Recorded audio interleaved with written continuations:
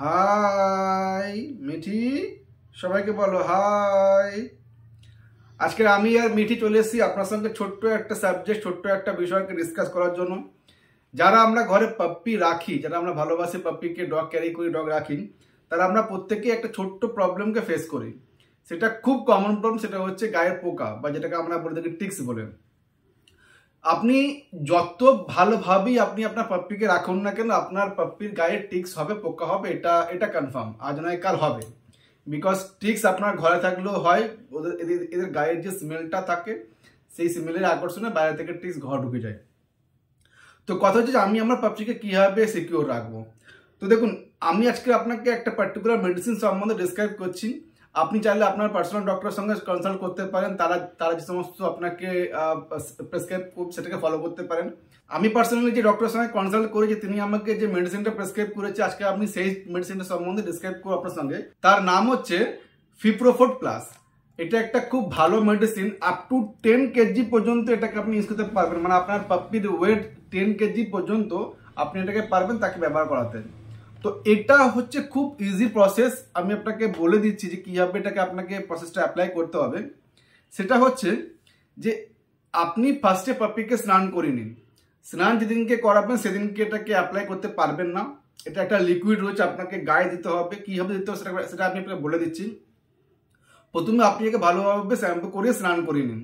স্নান করানোর পরের দিন, মানে যেদিনকে আপনি স্নান করাচ্ছেন সেদিনকে এটা ইউজ করা যাবে না, তার পরের দিনকে এটা আপনি ইউজ করতে হবে। তারপরের দিনকে আপনি এটাকে ইউজ করবেন। কীভাবে ইউজ করবেন সেটা আমি বলে দিচ্ছি আপনাকে। ইউজ করার পরে 10 থেকে 12 দিন আপনি আপনার পাপ্পিকে ভুল করেও স্নান করাবেন না। তার কারণ হচ্ছে এই যে ওষুধের যেই মানে কার্যকারিতা, সে তো গায়ে থাকছে, আলটিমেট সেটা ধুয়ে বেরিয়ে যাবে। তো এর যেই পারপাসে আপনি ইউজ করছেন সেই পারপাসটা আলটিমেট ফেল হয়ে যাবে। তো এটা হলো এর নিয়ম।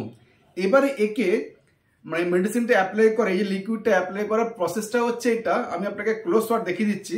এই যে ঘাড়, এই ঘাড় থেকে শুরু করে এই যে আপনার এই যে হাড়টা বেরিয়ে আসছে একদম কোমর পর্যন্ত, মানে একদম নিচ পর্যন্ত, এই লোমটাকে আপনি ফাঁক করবেন, ওপর থেকে দেওয়া যাবে না।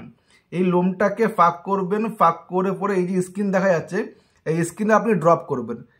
এক ফোঁটা করে যতটা আপনি দিতে পারছেন, বেশি থাকে না কোয়ান্টিটির মধ্যে, অল্পই থাকে।